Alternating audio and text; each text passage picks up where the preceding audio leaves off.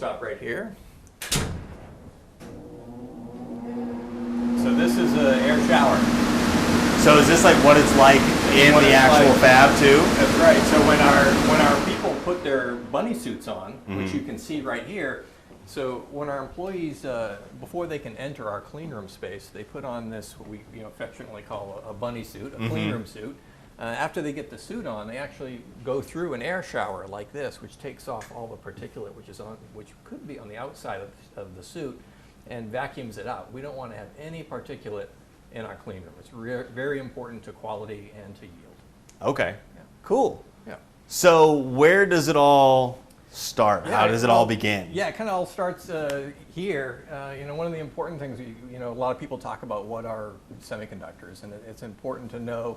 It's a term, so you've got Samsung Austin Semiconductors, and what we sell are chips or solutions for people that in today's modern electronics, you need semiconductors for them to operate.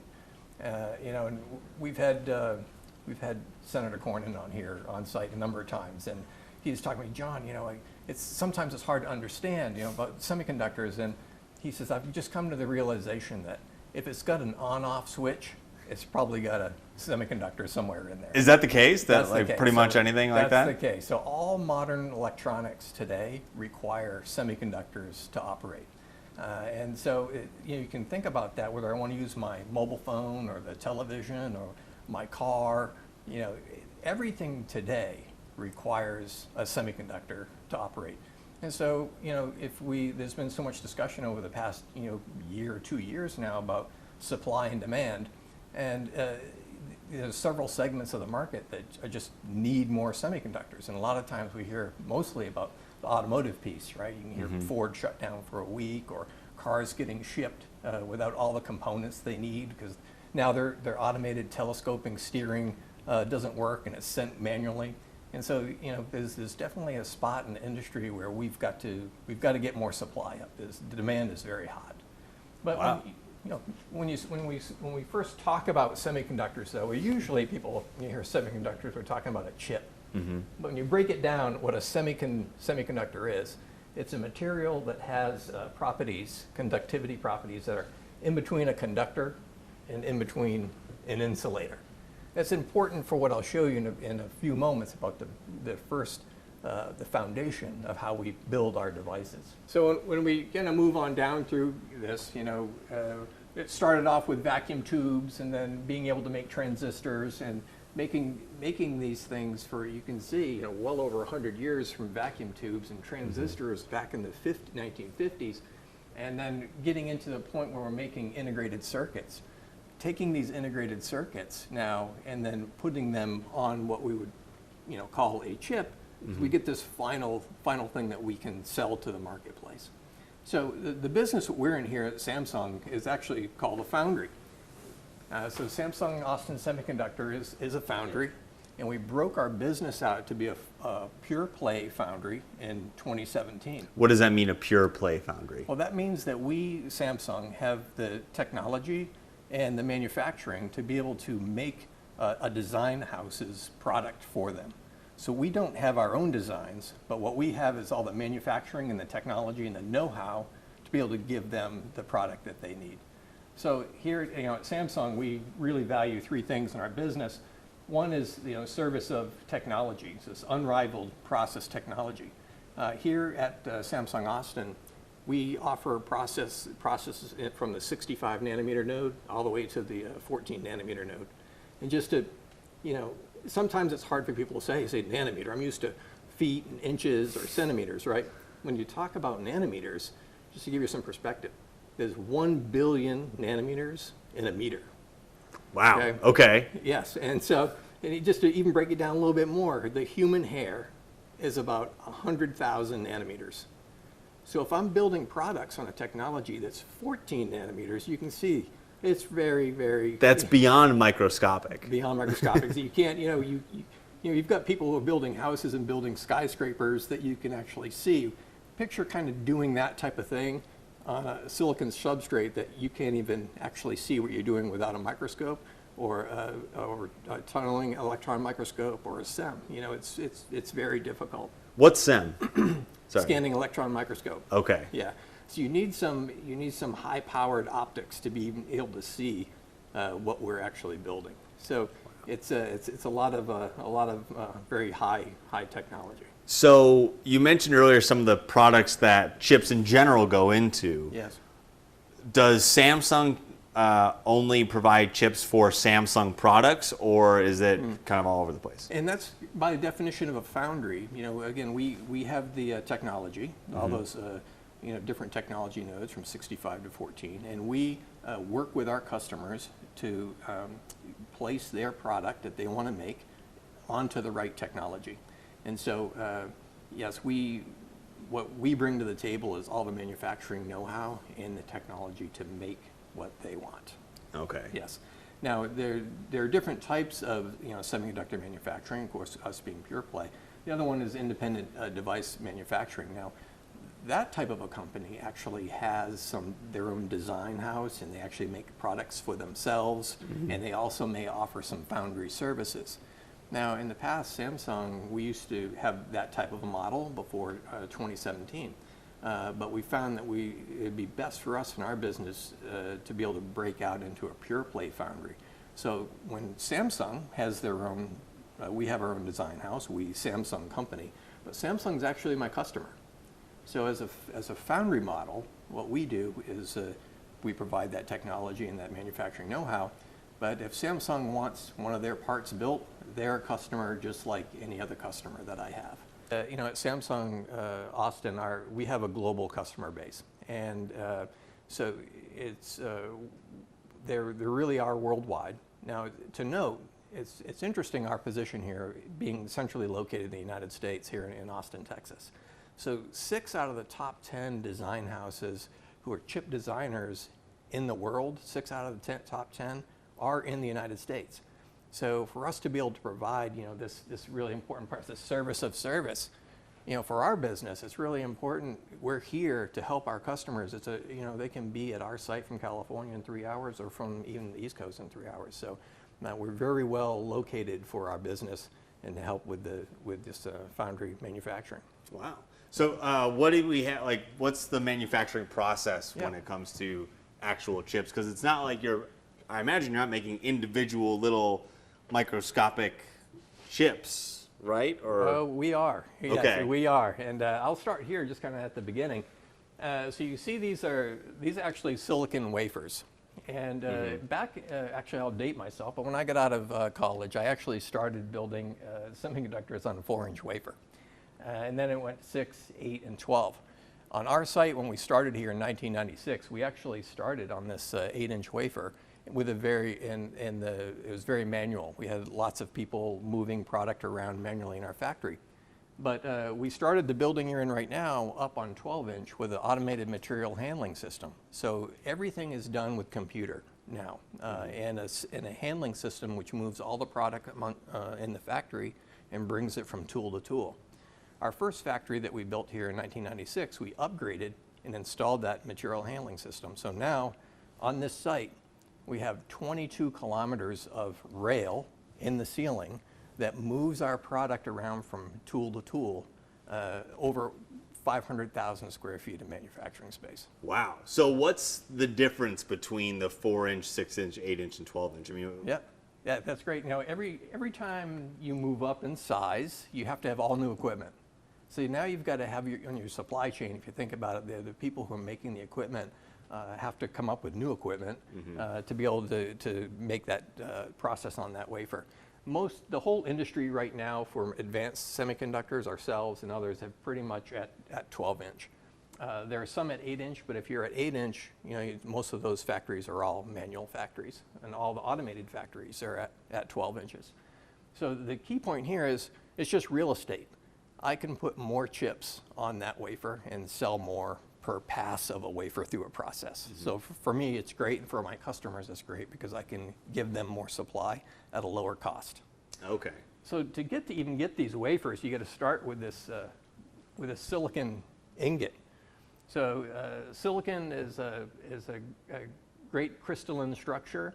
The people who make this, actually, we don't, but the people who give us wafers, they start with chunks of silicon, they put it in a crucible, and they heat it to the melting point of silicon. So they heat it to actually 1420 degrees C. Wow. So if you're not a metrics person, we're talking that's a lot. 2,500 degrees Fahrenheit.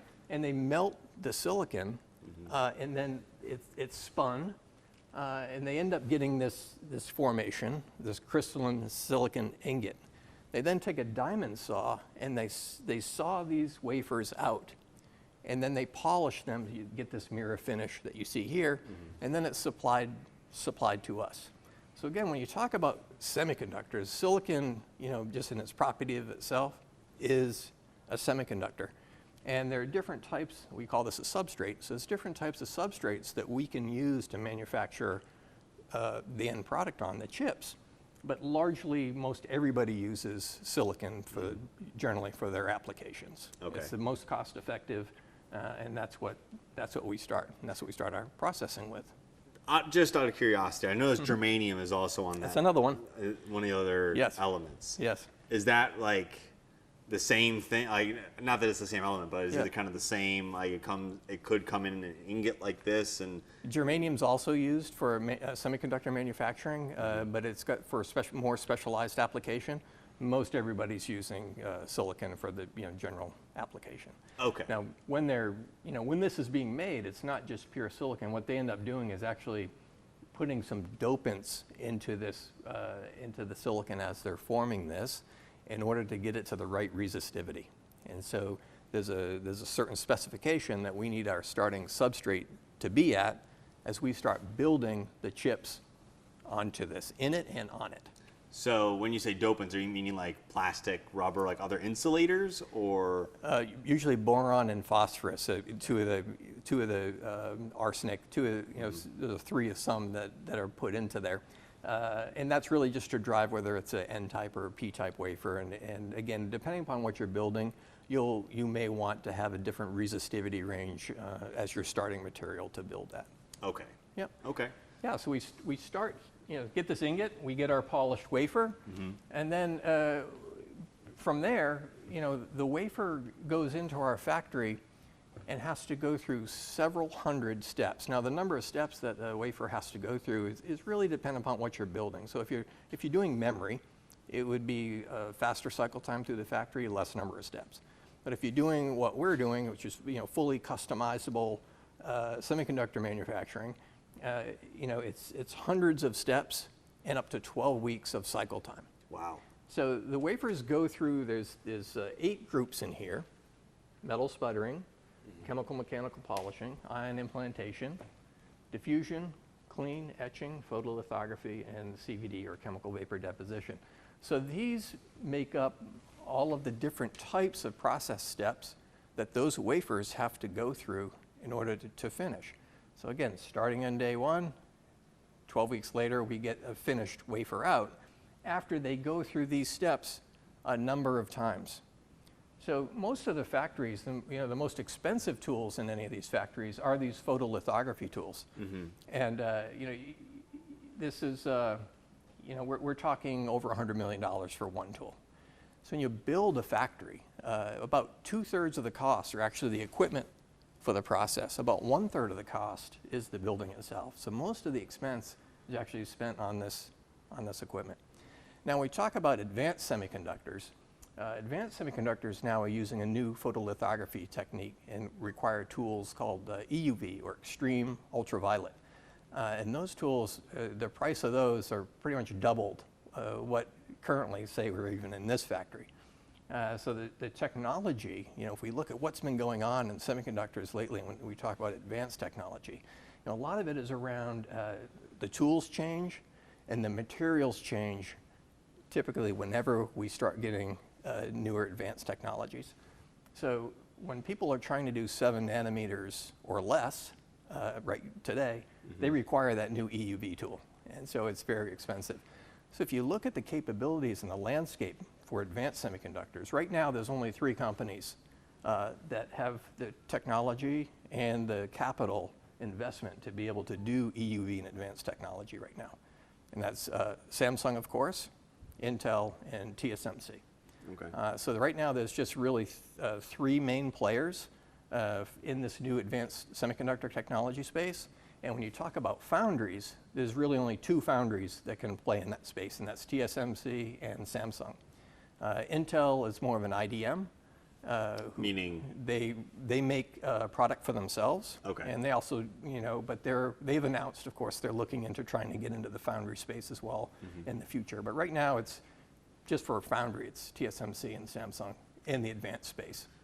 Now, but this facility is not necessarily in the advanced space? Not by that definition, because Okay. our highest technology node, if you will, is 14 nanometer. Right. Extremely popular right now in the marketplace. Again, the global customer base asking for that product, and we right now are doing our utmost best to increase the capacity of on our tools in the line to be able to give our customers more. Okay.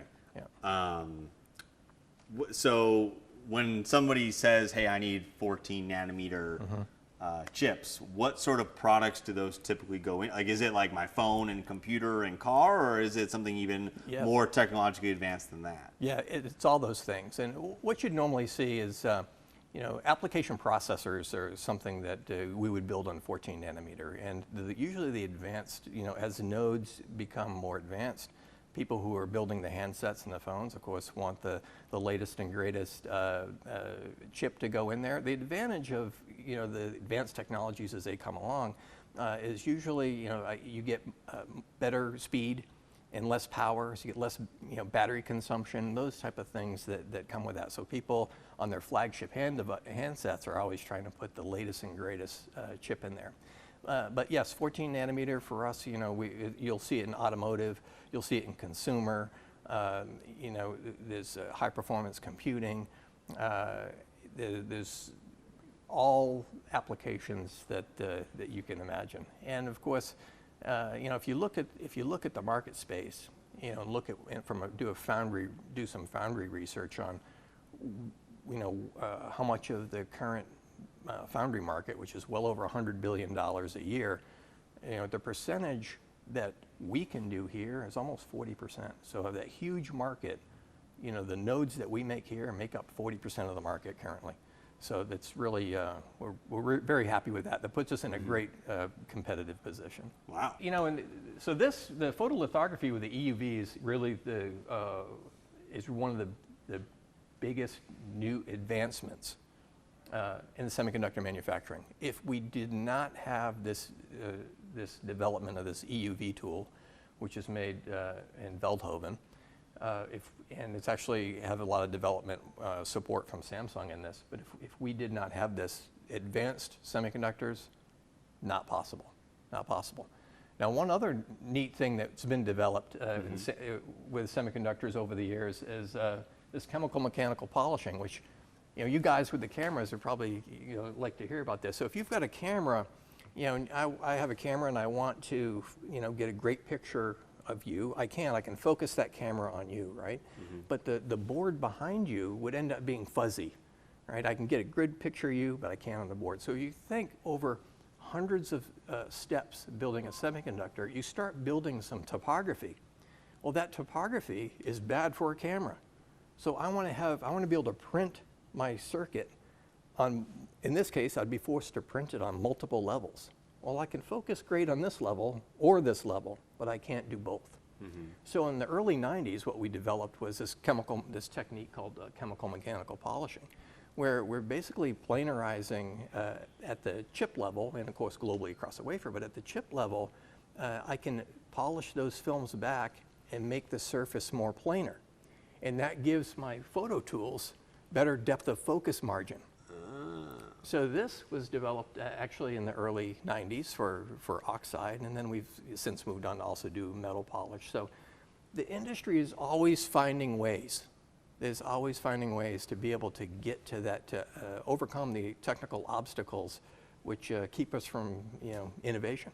So whether it be this EUV tool, chemical mechanical polishing, the folks in R&D and the equipment manufacturers are working with us in the foundry space to understand where are we going and how can we develop new materials, new equipment, new techniques in order to make the advanced technologies become a reality And then, of course, that makes its way into the marketplace and gives the user a much better user experience. Wow. I had no idea that this all went into it. And so they go, each wafer goes through about 12 weeks of processing through all these. That's correct. Different steps? That's right. And it keeps going back, all these steps, but multiple times in doing different things. So what do you mean by doing different things? Well, because all of the processes belong to these 8 groups, but if I do polishing, let's say at step 20, it's a different polish at step 120. Okay. Yes, but it's still polishing. But these are all the things that are required to make the end result, which is a chip. Now, in a facility like ours, which is fully automated, it takes half of our resources to are hands-on maintaining this equipment and the processes that output from this equipment. So half of our team, we have 3,400 people, direct resources here. Half of those people work directly every day on ensuring the maintenance of this tool, maintaining the tool, and the processes on the output side. So yeah, this is how it happens. This is where the magic happens, so to speak. So at the end, if you just look at it from a picture, we start with that bare silicon wafer, and through 12 weeks of processing and hundreds of steps, it comes out and looks like this printed wafer, where each one of those squares is a chip. Now, at this point, we call this, we would say this is a die on here. Now, depending upon our customers' designs and the application that they're using, we could have anywhere between 200 chips on this to several thousand chips. It really depends on what their end use is and what their design looks like. So in this case, all these squares ultimately would be tested for functionality, electrical and yield. And the chips that did not function properly, we called it would be inked out, and the rest would actually be sawed out of the wafer and put in a package that you'd see soldered into the package, and then put usually on a printed circuit board, and then put into the final application. So if you've ever cracked open your phone or seen a circuit board with the big plastic piece on there with the leads coming off it, if you actually opened up that package, you would see a chip inside the package, and with the leads coming up and bonding to that chip, and then it goes on the board, and then it works. So I was just talking to someone earlier today about packaging is kind of like one of the parts of this industry that I haven't quite grasped yet. Yes. So when you talk about packaging, is it like soldering things together and like just kind of, I almost think of it as glue, but it's not really glue. But. Well, what we'll talk about from our package standpoint is, our customers, sometimes they'll buy the wafer from us, and sometimes they buy a packaged part from us. It depends on what they want to do. When we sell them the wafer, it's called wafer biz. Otherwise, we can also offer the package services. And sometimes they like to use their own package services. So when we talk about package, usually it's the wafer, again, getting all the chips getting sawed out. The ones that's already been tested, we know which ones are good and which ones may not be good. And the good ones then get put into the package itself, that plastic package, and get bonded into the package, hooked up to the leads of that package, and then it's sealed. It's hermetically sealed, and that protects it from the environment. And then that end product, that chip, is then put on the board. Oh, okay. In a package form. It's very rare, if you look, sometimes you can see a CPU on a board and you see this big thing, you can actually see it and see all the leads coming off it. And in other cases, all you'll see is the plastic package. And you might not understand what's in that plastic package. You just see some leads coming off into a board. But really, what's inside is what we make here, is the chip itself. But you have to connect it up, and that's what the packaging's doing. I was going to say, you want to step into step 3, assembly and testing? Yeah, as we just looked at that. So we talked a little bit about the die sort and just checking the electrical function of the chips. And I mentioned the sawing, right? And so a couple times in this, we talked about sawing to get the initial wafers that we build our product on. And now we're going to saw out the chips the functioning chips and be able to put them in a package and test. This wire bonding, I talked about, this is the ICs and external leads connected to that chip. And then ultimately that whole thing is tested. Now you can see here, here's a bunch of Samsung chips. Inside this package is actually a chip. Okay. Yeah. This might be too specific, but when we talk about this package, is there just a single chip like a single semiconductor chip in there, or could there be multiple? Typically it'd be a chip. Okay. But you know what's interesting, if you talk about the advancements and what I've seen more of these days is system on a chip. So you can think about your form factor in on your computer or on your phone, your handset. You want it a certain size and you want some certain functionality. But you can think in your phone, right? You want Bluetooth on your phone, right? And you want your application processor. Think about it as a CPU. And you may need some type of RF chip on there. And so there are different chips that may be needed. And you can make those chips kind of discreetly in and of themselves and put them on the board and it would work. But when you talk about system on a chip, it's being able to take, like that CPU or that GPU and adding the functionality of Bluetooth and other functions on that one chip. So what we can do here, because some of these advanced technologies, as they get smaller, we can change the form factor for companies and they can start designing chips to fit in the phone, which have multiple functions, not just one function. So now you can give them some more. They can start thinking. They're designers. They're end result product designers. So, well, if I use system on a chip, if I combine all these technologies onto one chip, I've got more real estate to do other things now, and give the customer even more things that they may have wanted. So, could there ever be a point where a semiconductor chip can function on its own without other supporting semiconductor chips that might provide other processes or such? Well, right now, of course, it needs some type of input. So, and they all work in unison in some regard. So I don't know if we'll ever get to the point where it's fully functioning by itself. But certainly, as the capabilities keep improving for how the designers are working with the technologies that we can provide. So, you never know. Yeah. It's kind of struck me as just curiosity. Yeah. So, yeah. And so, from here, once they have these the chips, our customers are then putting it and selling it to either their customer or putting it in some part that they need to, their end result is. Okay. Yeah. Cool. If you come down here, we've talked about this industrial revolutions and whether it's Industry 1.0, we've been talking about for years now being in Industry 4.0 with cyber physical systems, and we've talked about Internet of Things and our chips helping with connectivity and networking, and Industry 5.0 being this new wave of cognitive computing applications, infrastructure, machine learning, high performance computing. If we want to solve a lot of the problems that we're facing today, whether that be healthcare or energy, utility power, supercomputers can do that. Instead of doing just transactional one-off transactions, the chips that we make can help for these high-performance computers do more computations at once and solve problems that have never been solved before. So chips aren't just what you might see on your handset. They are those, but they're also really can help mankind if you look at it from just a bigger scope.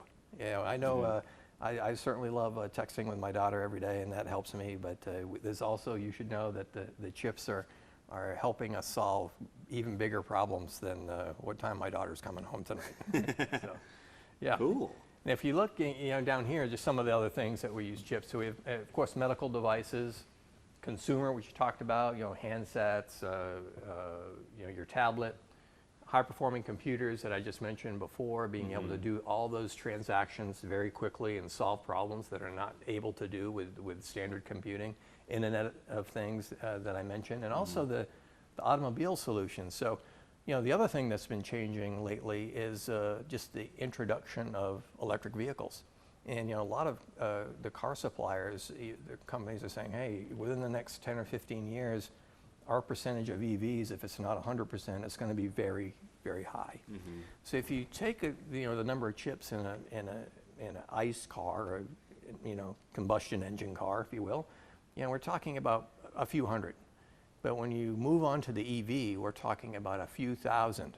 And so there's a big difference in chips, just the quantity that are going in.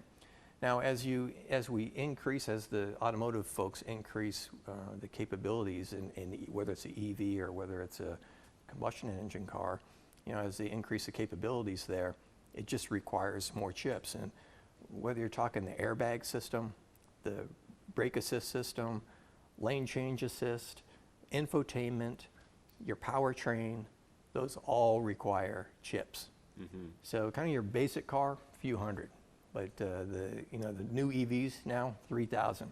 Wow. So if you look, as another statistic that's out, if you just look at the price of a car. So if you look at year 2000, about 18% of the cost of a car was due to the semiconductors in it, and now 40%, and that number continues to increase. So it's called the EV's a computer on wheels, and it's got a lot of capability in it. So it requires a lot of semiconductors to support that functionality. Wow. So when you say Internet of Things, what does that mean exactly? What are you talking about? To me, that means connectivity, and so how do machines connect with machines? How do I connect with you? So it's the Internet of Things to us is all about connectivity and keeping people connected, and even that's expanded into machines connecting.